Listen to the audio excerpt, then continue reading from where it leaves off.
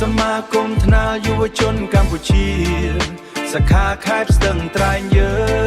ង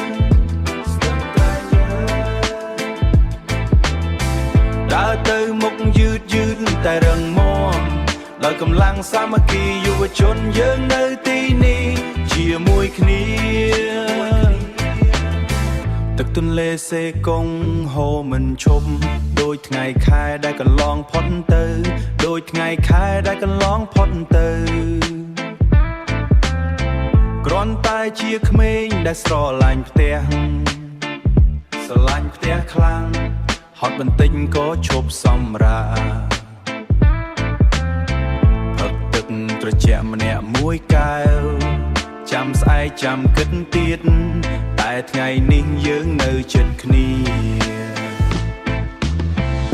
សមាគមថ្នាលយុវជនកម្ពុជាសាខាខេត្តស្ទឹងត្រែងយើងដើរទៅមុខយឺតតែរឹងមាំ